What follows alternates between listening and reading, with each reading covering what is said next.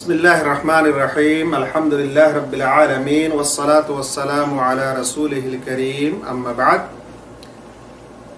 আমরা এই মুহূর্তে একটি রোজার মাসআলা এবং খুবই জরুরি ও সকলের প্রয়োজন হয়ে থাকে এই মাসআলাটির সেটির বর্ণনা দিতে যাচ্ছি।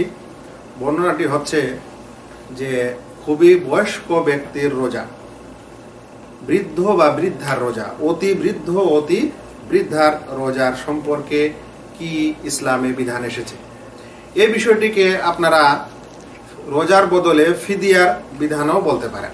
তো যাই হোক, আমরা এখন জানব যে অতি বৃদ্ধ এবং বৃদ্ধা রোজার সম্পর্কে কি এসেছে। মনে রাখবেন, আল্লাহ রাব্বুল আলামিন যাদের উপর রোজা ফরজ করেছেন তারা হচ্ছে রোজা করতে যারা সক্ষম। আর এক প্রকার লোক এমনও আছে যারা সক্ষম কিন্তু তাদের ওজর আছে, এরকম ব্যক্তিদের জন্য রোজা কাজা করার আদেশ করেছেন। কিন্তু এক তৃতীয় প্রকারের লোক পাওয়া যায় যারা না তো রোজা ঠিক সময়ে আদায় করতে পারে আর না কাজা করার ক্ষমতা রাখে। এই তৃতীয় প্রকারের আলোচনাটা হচ্ছে আমাদের এখানে, যে এমন বয়স বা এমন বয়স হয়ে গেছে যেই বয়সের কারণে সেই ব্যক্তি আর রোজা রাখতে পারছে না। জি, এটা ওই ব্যক্তি জানে যে অধিক বয়স যার হয়, যারা যুবক, যাদের শরীরে রক্ত তেজ, তারা এখনো এই কথা জানে না বা বুঝতে পারবে না। তবে এমনও এক জীবনের সময় আসবে যে সময়ে মানুষের উঠা বসা করা কষ্টকর হয়ে যাবে, তার তার তার অনেক কিছুতে সমস্যা হবে। তো ওইরকম সময় সেই ব্যক্তি না খেয়ে থাকতে পারবে একদিন, এটা তার জন্য অনেক কষ্টকর হয়ে যায়। এরকম লোককে বলা হচ্ছে অতি বয়স্ক এবং অতি বয়স্ক ব্যক্তির রোজা। এরা কি করবে? মনে রাখবেন, আল্লাহ তাআলা কোরআনে এই কথাও বলেছেন, লা ইউকাল্লিফুল্লাহু নাফসান ইল্লা উসআহা। আল্লাহ তাআলা কোন নাফসকে তার সাধ্যের অধিক কোনো কিছু মোকাল্লাফ করেন না, কোনো কিছু জরুরি করেন না। আর এরকম লোকেরা সাধ্যের বাইরে হয়ে যাচ্ছে তাদের রোজা করাটা, এটা এক নম্বর। যাই হোক, এরকম লোকেরা ফিদিয়া দিবে, কিন্তু এরা হচ্ছে দুই প্রকার লোক। যারা এই ফিদিয়া দিবে তারা হচ্ছে কত প্রকার লোক? দুই প্রকার লোক। এক প্রকার লোক হচ্ছে যা ওই সকল অসুস্থ ব্যক্তি যারা তাদের অসুখ থেকে ভালো হওয়ার আশা করে না, বা তাদের অসুখ থেকে ভালো হওয়ার আশা করা যায় না। এমন অসুখ হয়ে গেছে যে আর ভালো হবে, হওয়ার পর সুস্থ হবে, এটা আশা করা যায় না। যেমন প্যারালাইসিসের অসুখ, যেমন ক্যান্সারের অসুখ, বা আরো বড় ধরনের অসুখ, হার্ট অ্যাটাক করে পড়ে আছে। তো এরকম অসুস্থ ব্যক্তি যাদের সুস্থ হওয়ার আশা করা যায় না, তারা ফিদিয়া দিবে। আমরা একটু পরে আলোচনা করব ফিদিয়াটা কি জিনিস, ওর পরিমাণ কি। আর দ্বিতীয় প্রকার লোক বা ব্যক্তি হচ্ছে তারা যারা অধিক বয়সের কারণে রোজা রাখতে অক্ষম। এরকম লোকেরা রোজার বিনিময়ে কি দিবে? ফিদিয়া দিবে। আল্লাহ তাআলা কোরআনে বলেছেন, ওয়া আলাল্লাযিনা ইউতিকুনাহু ফিদিয়াতুন তুআমু মিসকিন। এবং যারা ক্ষমতা রাখে তারা মিসকিনকে ফিদিয়া স্বরূপ খাদ্য দিবে। ফিদিয়া তো তাআমু মিসকিন, মিসকিনকে ফিদিয়া দিবে খাদ্য স্বরূপ, যারা কি রাখে? সামর্থ্য রাখে। এই আয়াতটি তখন অবতীর্ণ হয়েছিল যখন রোজা পুরোপুরি ফরজ হয়নি, বা বলতে পারেন ফরজ হয়েছিল কিন্তু সেখানে একটা অপশন দেওয়া হয়েছিল। আল্লাহ তাআলা যখন প্রথমে রোজা ফরজ করেন তখন যারা রোজা করতে সক্ষম তারা হয় রোজা করবে, না হলে ফিদিয়া দিবে, এই আদেশ দেওয়া হয়েছিল। অতঃপর আল্লাহ তাআলার পক্ষ থেকে আরো একটি আয়াত অবতীর্ণ হয়, সেটি হচ্ছে ফামান শাহিদা মিনকুমুশ শাহরা ফালিয়াসুম। যখন এই রোজার মাস উপস্থিত হবে তখন যেন ওরা অবশ্যই রোজা রাখে।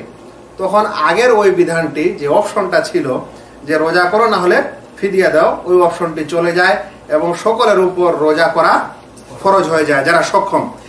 এই আয়াতের ব্যাখ্যায়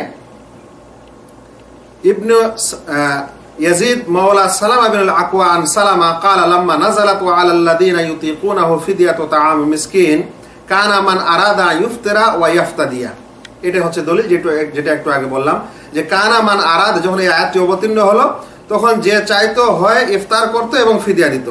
হাত্তা নাযালাতিল আয়া আল্লাতী বাদাহা ফানাসাখাতহা। অতঃপর যখন এরপরে আয়াতটি অবতীর্ণ হলো তখন সেটি কি হয়ে গেল? মানসুখ হয়ে গেল। এটি হচ্ছে এই আয়াতের কথা। অতঃপর কি হলো? অতঃপর ইবনে আব্বাস রাদিয়াল্লাহু তাআলা আনহু কে যখন এই আয়াতের ব্যাখ্যা সম্পর্কে জিজ্ঞাসা করা হয় তখন তিনি বলতেন, এমনকি ইবনে উমর রাদিয়াল্লাহু তাআলা আনহু এই কথা বলতেন যে ইবনে আব্বাস রাদিয়াল্লাহু তাআলা আনহু বলছেন যে সামিআ ইবনে আব্বাস ইয়াকরাউ আলাল্লাযিনা ইউতাওয়িকুনাহু ফিদিয়াতু তাআম মিসকিন ক্বালা ইবনে আব্বাস লাইসাত বিমানসুখা, এই আয়াতটি মানসুখ হয়নি। হুয়া শাইখুল কাবীর ওয়াল মারআতুল কাবীরাতু লা ইস্তাতিআনি আন ইয়াসুমা, এটা ওই লোকের জন্য বলবৎ থাকবে এই বিধানটি যে খুবই বৃদ্ধ কিংবা বৃদ্ধা এবং বয়স্কের কারণে এরা রোজা রাখতে অক্ষম। ফালইউতিমানে মাকানা কুল্লি ইয়াউমিন মিসকিনা, তারা তাদের প্রত্যেক রোজার বদলে একটি মিসকিনকে খাদ্য দান করবে। তাহলে এটা ডাইরেক্ট আল্লাহ রাসূল সাল্লাল্লাহু আলাইহি ওয়াসাল্লামের হাদিস না, তবে একজন সাহাবী জলিলুল কদর সাহাবী যিনি কোরআনের বড় মুফাসসির তিনি এই তাফসীরটা করেছেন, তাই এটা কি গ্রহণীয়। ইবনে উমর রাদিয়াল্লাহু তাআলা আনহু থেকেও এরকম কথা এসেছে, নাফি আন ইবনে উমর রাদিয়াল্লাহু আনহুমা আন্নাহু ক্বারা ফিদিয়াতু তাআম মিসকিন ক্বালা হিয়া মানসুখা, তিনি সেটাকে মানসুখ বলেছেন। আবার অন্য জায়গায় তিনি এটাকে মানসুখ না বলে ফিদিয়া দেওয়ার কথাও বলেছেন। তো যাই হোক, এটা ছিল দলিল প্রমাণ যে যদি কেউ বৃদ্ধ হয় বা বৃদ্ধা হয় এবং অতি বয়স্কের কারণে রোজা রাখতে অক্ষম হয় তাহলে তারা প্রত্যেক রোজার বদলে কি দিবে? ফিদিয়া দিবে। এই ফতোয়াটাই আহলুস সুন্নাহ ওয়াল জামাতের অধিকাংশ উলামায়ে কেরাম গ্রহণ করেছেন এবং এটি আমলযোগ্য ফতোয়া।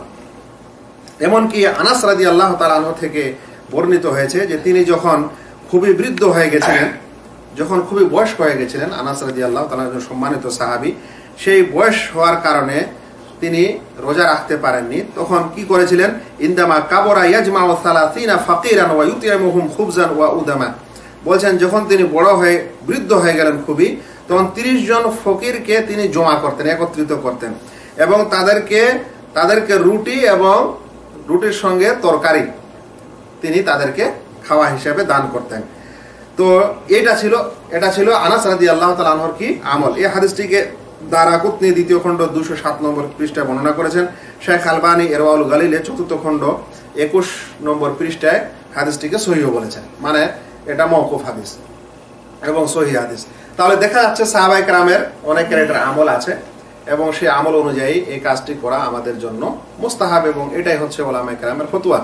এখন প্রশ্ন হচ্ছে যে ফিদিয়াটা কি জিনিস? আমরা একটু আগে বলেছি ফিদিয়া হচ্ছে বিনিময়, রোজার বিনিময়ে মিসকিনকে খাদ্য দান করা। কি খাদ্য দিতে হবে, কত পরিমাণ দিতে হবে, এটি হচ্ছে বড় বিষয়। কি খাদ্য দিতে হবে শরীয়তে কোনো লিমিট করা হয়নি যে অমুক অমুক খাদ্য দিতে হবে, তাই যেটা যাদের যেই সমাজে যেই খাদ্য চলে সেটা দিতে হবে।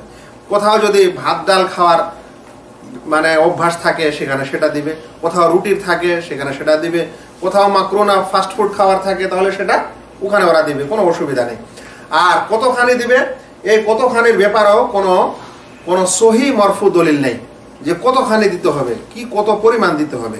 তবে এতখানি আছে যে খাদ্য দিতে হবে এবং এক বেলা দিলে হবে, সেটা দুপুরের খাওয়া হোক কিংবা রাতের খাওয়া হোক।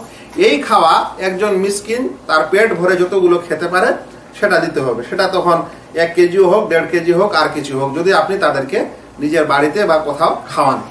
আর যদি আপনি চান যে না আপনি তাকে কাঁচা খাবার দিবেন, তাহলে কাঁচা খাবার দিতে গেলে আপনি কতখানি দিবেন সেই সম্পর্কে ওলামায়ে কেরামের মতভেদ রয়েছে।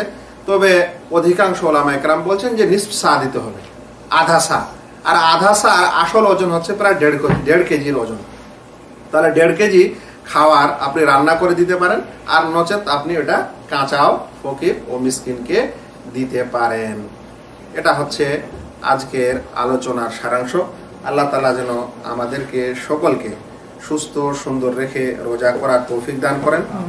আর যারা রোজা রাখতে পারে না আল্লাহ তাআলা যেন তাদেরকেও রোজা রাখার তৌফিক দান করেন, তাদেরকে সুস্থ দান করেন। আর যদি কোনো ব্যক্তি কোনো ভাই আসলে অসুস্থ হয়ে যান এবং খুবই বৃদ্ধ হয়ে যান, যাদের রোজা রাখা অসম্ভব হয়ে যায়, তাহলে এরকম ভাইয়েরা এরকম লোকেরা ফিদিয়া দিবেন, আর এটাই তাদের জন্য যথেষ্ট হবে ইনশাআল্লাহ। ওয়া মা আলাইনা ইল্লাল বালাগ। আসসালামু আলাইকুম ওয়া রাহমাতুল্লাহি ওয়া বারাকাতুহু।